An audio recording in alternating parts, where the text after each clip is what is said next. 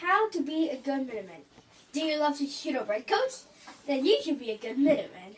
Minutemen were volunteer soldiers in the local militias during the American Revolution. They have to be ready to fight at all times to shoot and bayonet those pesky redcoats. Here are some tips to defeat the British and win independence from King George III. First, you have to be healthy. You want to run away from the redcoats fast enough and for long enough so it won't be the first ones to get bayoneted. One way to stay healthy is a common one in story books. Don't eat junk food and let's line about. As you know, this is very effective. If you eat the energy-rich, healthy, and balanced meals, you'll definitely stay safe from bayonets. Another way to stay healthy is to do more physical exercises at home. Do more push-ups, do more sit-ups, more squats, squat thrusts, jumping jacks, mountain climbers, more everything. Remember to do the exercises correctly.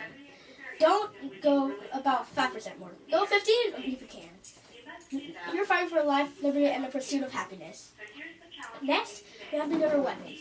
Tip: a brown vest musket is not suggested for long distances. A musket is a smooth bore gun, which means the bore's inside is smooth. That means the gun is super duper inaccurate. The max effective range is only about 50 yards. A good rifle is much more accurate. The max effective range is about 200 yards. It also has a larger powder charge, allowing a velocity twice as high as a brown vest. Oh, and the only gun the British had was a brown vest. That's a big advantage there, right there, people. Other than guns, there are other weapons too. Some Minutemen might have bayonets. A bayonet is a long, sword-like spear medieval spear that can be fitted into an empty brown vest. They're very effective. Sadly, not everyone had a bayonet, but most everyone had a tomahawk. Tomahawks were small hatchets that were very effective at close ranges. After that, you have to set up your house so you can get out of bed and outslide at a minute's notice. You're a Minuteman anyway. You might want to sleep on the lower floor or next to a window with a ladder that goes to the ground. Also put your dresser near your bed so it's easier to get dressed. You might also want to run drills with someone calling, "The regulars are coming!" Then get dressed and get out of the house. You may want tips for the battlefield too. Maybe the most tip of all is to have a good morale.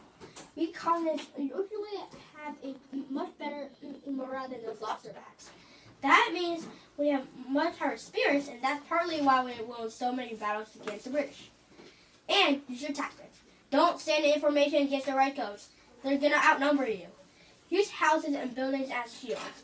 Hold fire until you can see the whites of their eyes if you're hidden. Tactics are critical. Think of war like a game of chess. The guy with the better tactics always wins. You want to be that person. Now you know what it takes to be a good Minuteman. You can give those redcoats a taste of good shooting. And now we're going to win the revolution for sure, right? We are going to win the revolution. Cut.